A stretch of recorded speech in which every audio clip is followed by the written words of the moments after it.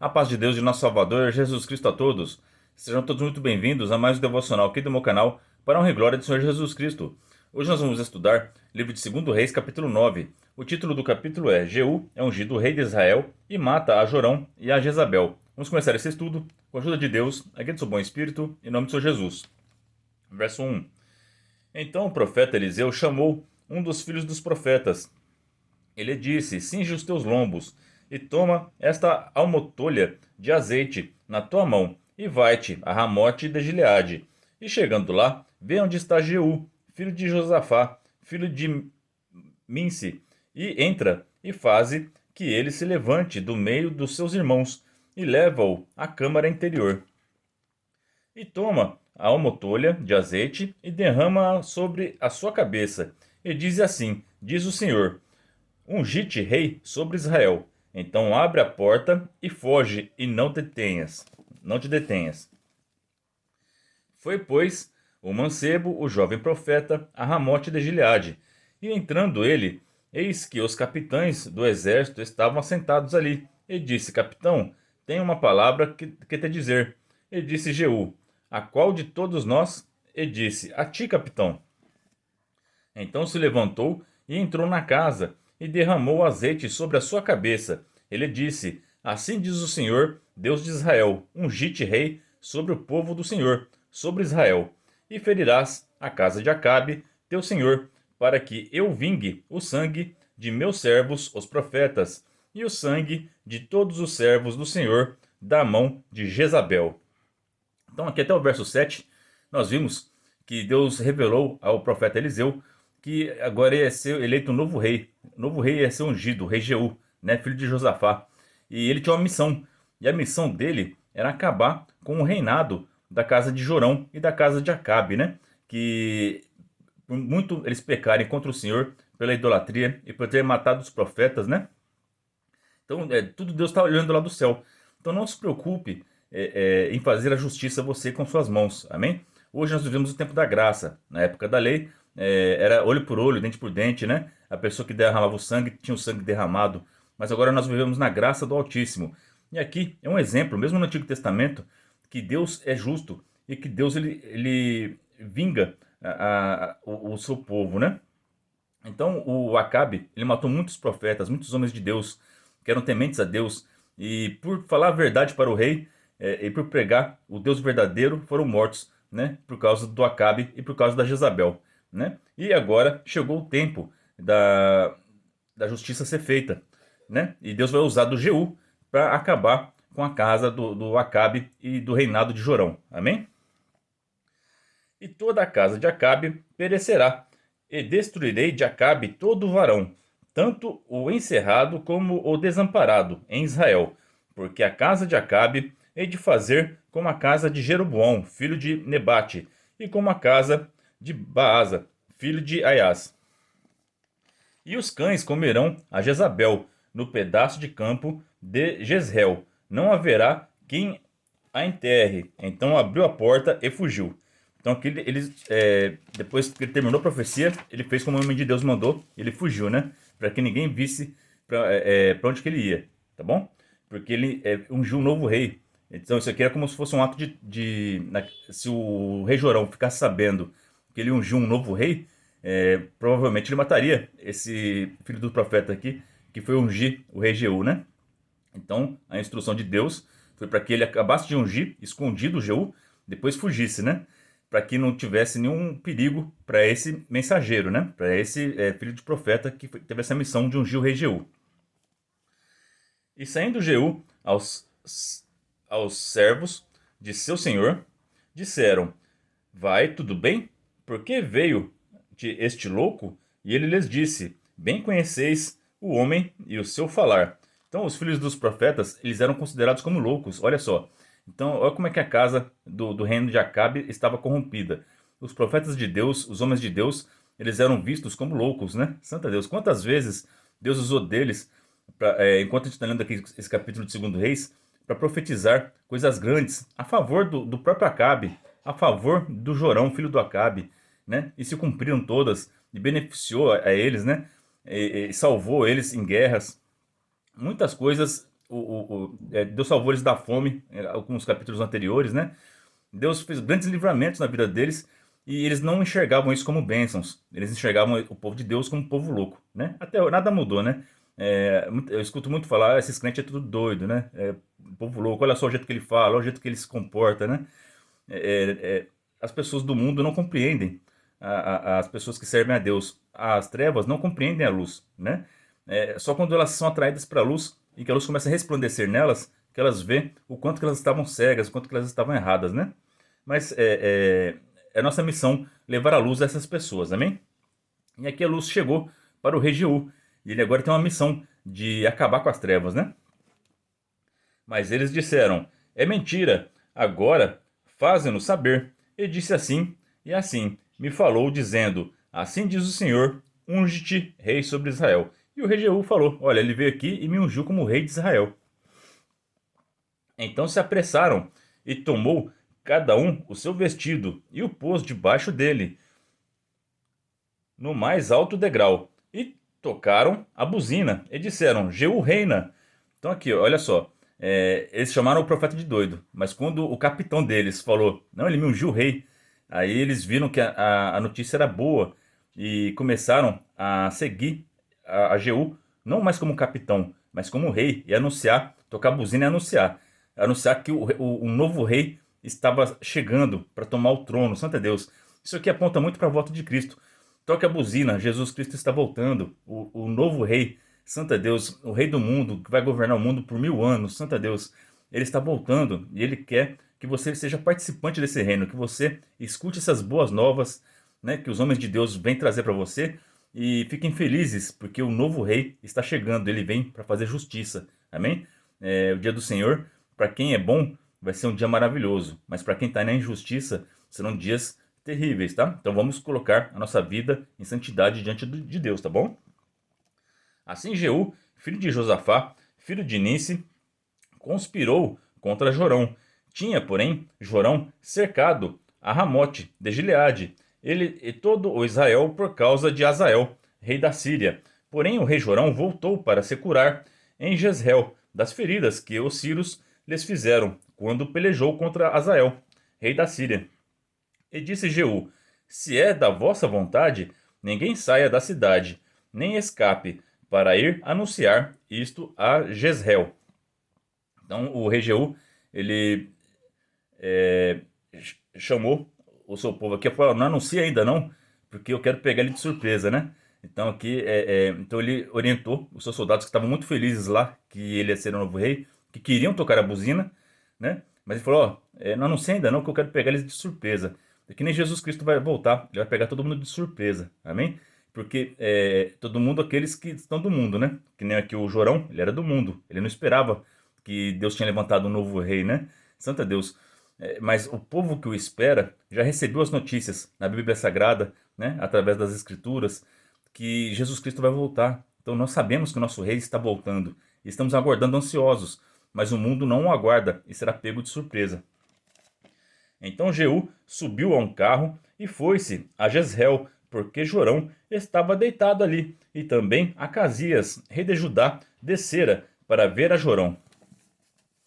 E o atalaia estava na torre de Jezreel, e viu a tropa de Jeú, que vinha, e disse: vejo uma tropa. Então disse Jorão: toma um cavaleiro e envia-lhe e encontro e diga: a paz? E o cavaleiro lhe foi ao encontro e disse: assim diz o rei, a paz? E disse Jeú: que tens tu que fazer com a paz? Passa para trás de mim. E o atalaia o fez saber, dizendo: chegou a eles o mensageiro, porém não volta. Então enviou outro cavaleiro, e chegando este a eles, disse: assim diz o rei, a paz? E disse Jeú: que tens tu que fazer com a paz? Passa para trás de mim. E o atalaia o fez saber, dizendo: também este chegou a eles, porém não volta. E o andar parece como o andar de Jeú, filho de Nice, porque anda furiosamente.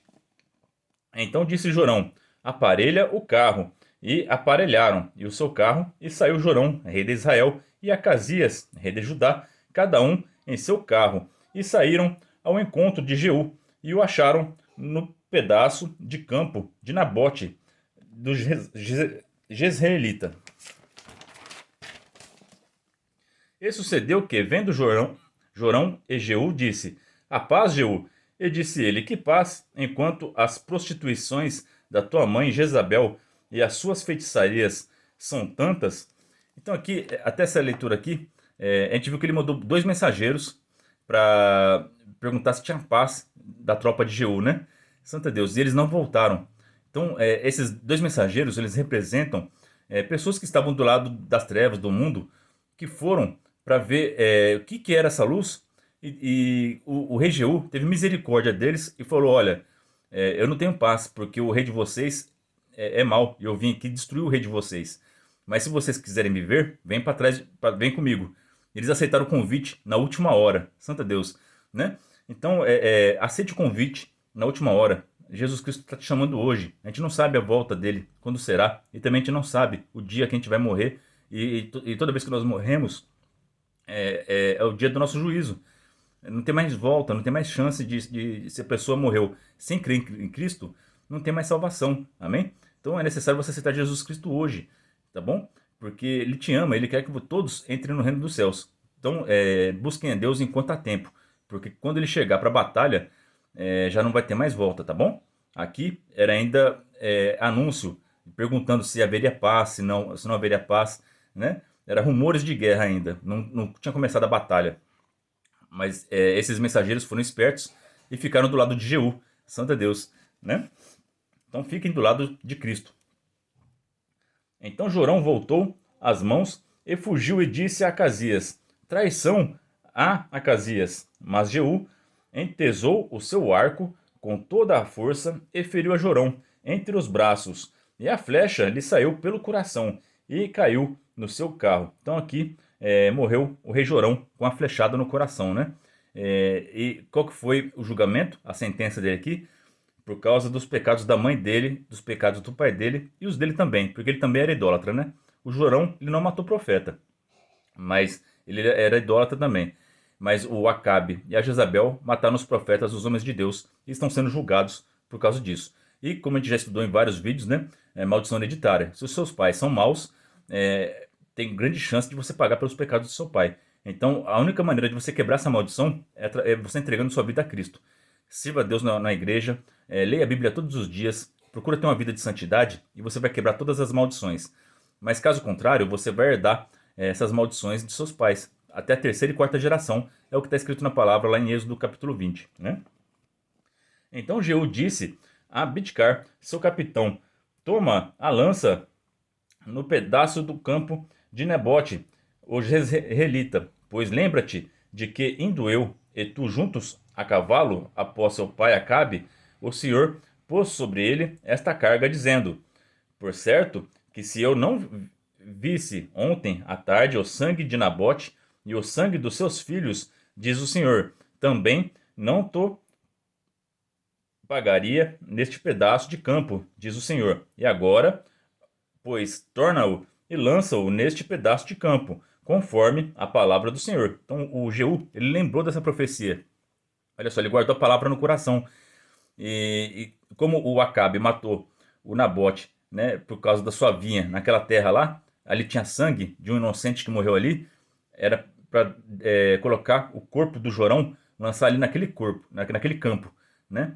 Porque o sangue de um justo foi derramado, e agora está pagando com a família do Acabe, que foi quem derramou esse sangue, né? Era para jogar o corpo do Jorão nesse campo.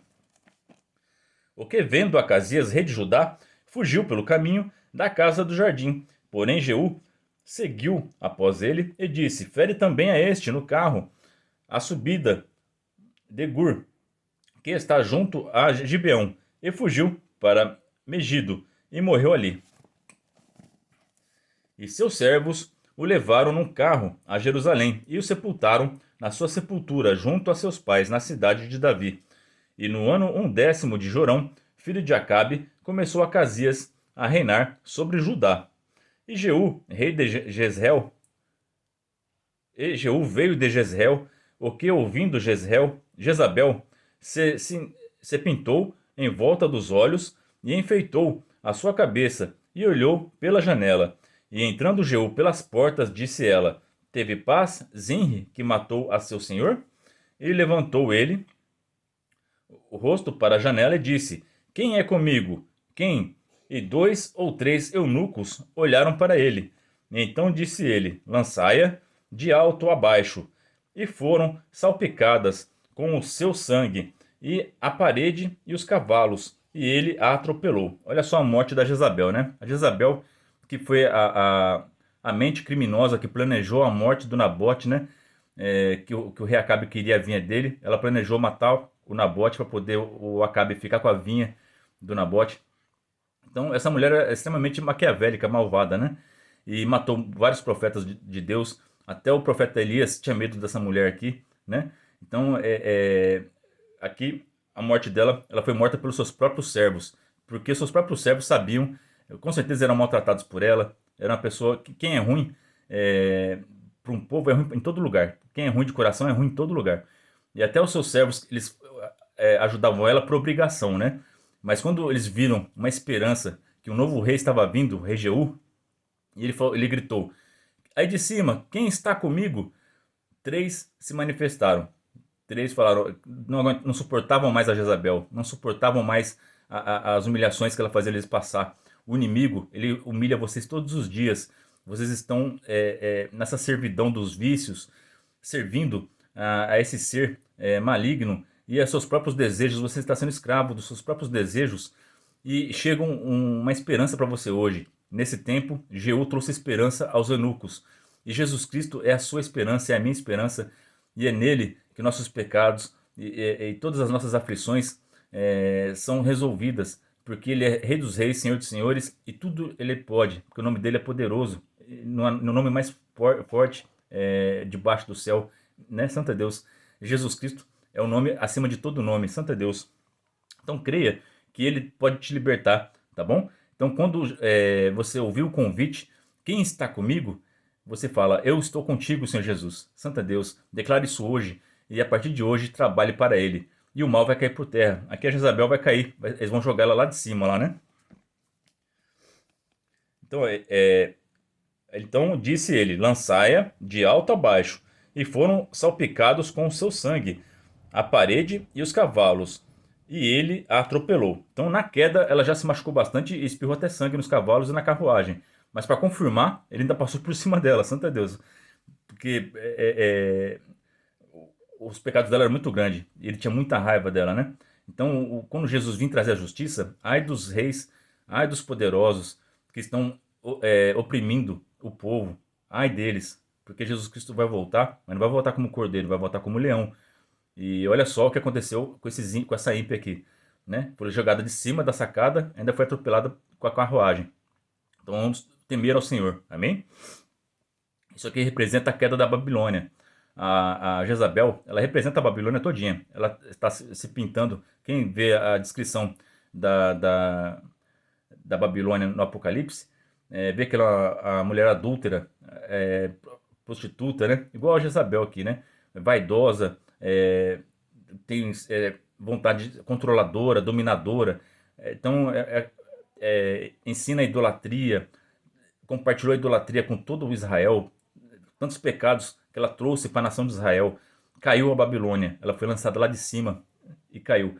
Isso representa a queda da Babilônia, tá bom? Isso aconteceu na época aqui do rei Jorão, na época de Jeú, de Eliseu, e vai acontecer novamente em grande escala na volta de Jesus Cristo. A Babilônia vai cair, os poderosos vão cair, e todas aquelas pessoas que ajudaram a corromper a humanidade, elas serão executadas igual está escrito aqui que aconteceu com a Jezabel. Não da mesma maneira, mas também serão executadas. Aguardem, olhem por esses dias. Quantos poderosos estão caindo e quantos poderosos ainda irão cair, porque Deus está passando a espada da justiça na terra. Santo é Deus, glória ao teu santo nome. Orem e agradeço ao Deus de vocês, porque Ele é justo. Ele viu toda a iniquidade, Ele deu oportunidade para essas pessoas se arrependerem, mas elas não se arrependeram e ultrapassaram os limites da injustiça. E chegou a hora deles pagarem por seus pecados e colherem aquilo que eles plantaram. Entrando ele, pois, e havendo comido e bebido, disse, olhai por aquela maldita e sepultai-a, porque a filha de rei. Olha só como é que o Jeú chamava ela, aquela maldita, né? Porque não tinha adjetivo, qualidade para chamar ela, né? De outro nome, né? Ela era maldita. É a pessoa que as pessoas não conseguem falar bem dela. Ela não é bendita, ela é maldita, né? Até os seus servos não suportavam ela e jogaram ela lá de cima, né? Imagina um ser humano desse. E foram para a sepultar. Porém, não acharam dela senão somente a caveira e os pés e as palmas das mãos. E então voltaram e lhe o fizeram saber. E ele disse: Esta é a palavra do Senhor, a qual falou pelo ministério de Elias, o tesbita, seu servo, dizendo: No pedaço do campo de Jezreel, os cães comerão a carne de Jezabel, e o cadáver de Jezabel será como um esterco sobre o campo, no pedaço de Jezreel, que se não possa dizer, esta é Jezabel. Ou seja, ela ficou irreconhecível, né? Quem passava lá e via aquele cadáver lá, aqueles ossos, só sobrou os ossos e as mãos e os pés, não dava para reconhecer quem que era aquela pessoa, né? Então ficou irreconhecível. Não dava nem para sepultar direito, né? Para falar, essa aqui era Jezabel, vamos sepultar onde? Né? Porque os cães comeram a carne dela, santo Deus. Então, seja justo para que você tenha um enterro digno, que as pessoas lembrem de ter uma boa lembrança de você. A Jezabel, ela está eternizada aqui na palavra de Deus como uma pessoa ruim, né? Ela é maldita para sempre, porque a história dela ficou registrada, todas as coisas ruins que ela fez. É isso que você quer para sua vida? Você quer que a sua história, as pessoas chegam no dia que você morreu e elas tenham boas lembranças de você, que elas tenham saudade de você, ou que elas falem assim, já foi tarde, santo Deus, essa aí aprontou muito aqui na terra, né? Então vamos vigiar e orar para que a gente possa ser luz e que a gente possa ser, para que a gente possa amar e ser amado e que a gente deixe saudade, como as flores, elas deixam seu perfume, né? Santo Deus, que você seja o sal da terra, que você seja a luz do mundo, que você faça diferença na terra, tá bom? Para que as pessoas sintam falta de você, para que as pessoas tenham prazer de estar ao seu lado, de estar perto de você, amém? E que você possa compartilhar a luz de Cristo com todos e cumprir a missão aqui na terra, que é evangelizar, para que todas as almas sejam salvas. E essa é a palavra para nós hoje. É uma palavra de juízo, de justiça, para a gente temer a Deus e ver que Deus ele é justo e que no tempo certo ele executa a sua justiça e ele ele protege aquele que é fraco, amém? Ele cumpre a sua justiça, tá bom? Às vezes a gente pensa que ele está tardando a cumprir a justiça, mas não, é porque ele é muito misericordioso, ele dá oportunidades para essas pessoas ímpias tentarem se arrepender, né? E só quando ele mostra, porque Deus já sabe tudo, né? A gente já fez vários estudos sobre a onisciência de Deus, né? Ele já conhece, ele já sabia que a Jezabel não ia se arrepender, mas ele permitia ela continuar vivendo, porque os outros seres celestes, eles não sabem, né? Eles não sabem de tudo, eles têm que ver. Então, quando a pessoa executa, pratica todas aquelas ações más, que já não tem mais chance de arrependimento, que já mostrou o universo inteiro está sabendo, todo o céu viu que aquela pessoa já é má, aí Deus manda o juízo, amém? Mas enquanto a pessoa não está viva e ela tem oportunidade de mostrar que ela pode mudar, que ela pode se arrepender e viver para Cristo Jesus. Então aproveite essa oportunidade, né?